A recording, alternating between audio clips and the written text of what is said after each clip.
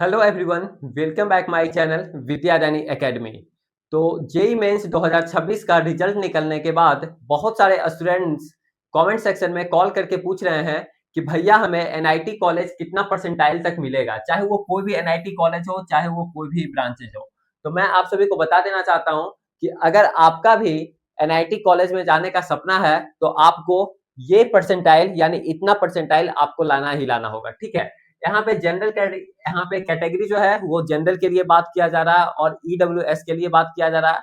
अगर आप ओबीसी से एससी एसटी पीडब्ल्यूडी से बिलोंग कर रहे हैं तो आप कमेंट सेक्शन में कमेंट पे लिख दीजिए कि भैया इस टॉपिक पे भी मुझे वीडियो चाहिए, मैं आप लोगों के लिए जरूर लेकर के आऊंगा। ठीक है, यहाँ पे होम स्टेट के लिए भी बताए हैं और अदर स्टेट के लिए भी बताए हैं कि आखिर सीएससी के लिए कितना क्लोजिंग रैंक जा रहा है और अदर ब्रांचेज के लिए भी कितना क्लोजिंग रैंक जा रहा है।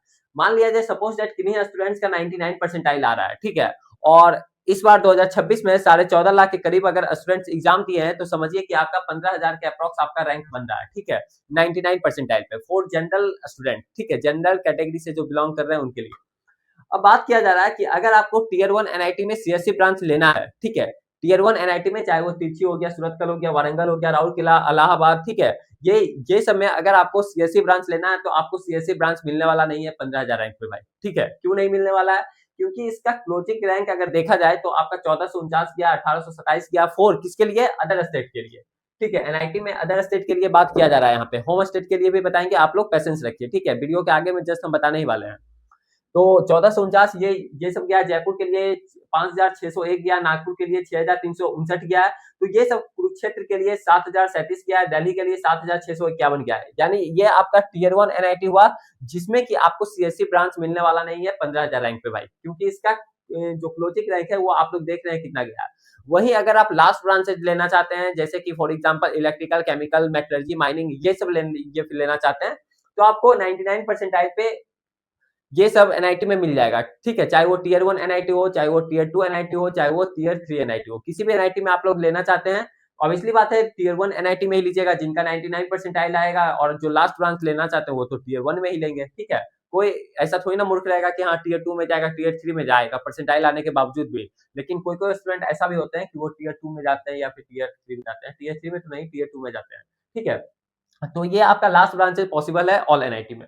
ठीक है, अब बात करते हैं टीयर 2 एनआईटी की बात कर रहे हैं फॉर सीएससी ब्रांच के लिए। तो आपका दुर्गापुर हो गया, भोपाल हो गया, जमशेदपुर हो गया, जालंधर हो गया, हमीरपुर हो गया, सिलचर हो गया, रायपुर हो गया, गोवा हो गया और पटना हो गया। इसमें भी आपको सीएससी ब्रांच मिलने वाला नहीं है अगर आपका 15,000 रैंक आ रहा है, अगर आप अदर स्टेट से बिलोंग कर रहे हैं तब। ठीक है, वहीं इसके अलावा जितना भी टीयर 2 एनआईटी में है, जो भी 4-5 एनआईटी और भी बच रहा है इसके अलावा टीयर 2 में, तो वहां आपको सीएससी ब्रांच मिल जाएगा। ठीक है, इजिली थोड़ा इधर उधर करके सीएससी ब्रांच आपका पॉसिबल है आराम से।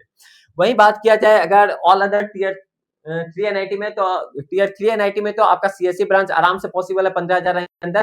ठीक है, अगर सॉरी 15,000 रैंक तक।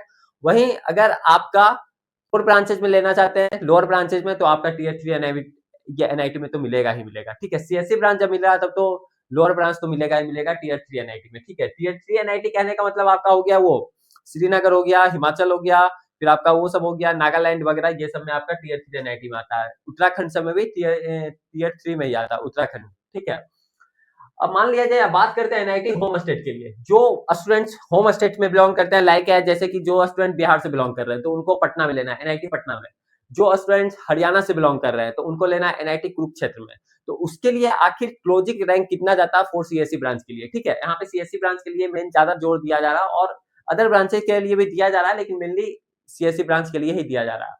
तो अगर आपका 99 परसेंटाइल आ रहा है, 15,000 के रैंक अप्रॉक्स आपका बन रहा है, तो तिरछी, सूरतकल, वारंगल, इलाहाबाद, कलिकट, जयपुर, नागपुर, सूरत, कुरुक्षेत्र में पॉसिबल नहीं है। साथ में साथ दिल्ली भी आपका पॉसिबल नहीं है 15,000 रैंक पे, अगर आप होम स्टेट से बिलोंग कर रहे हैं तब पर भी।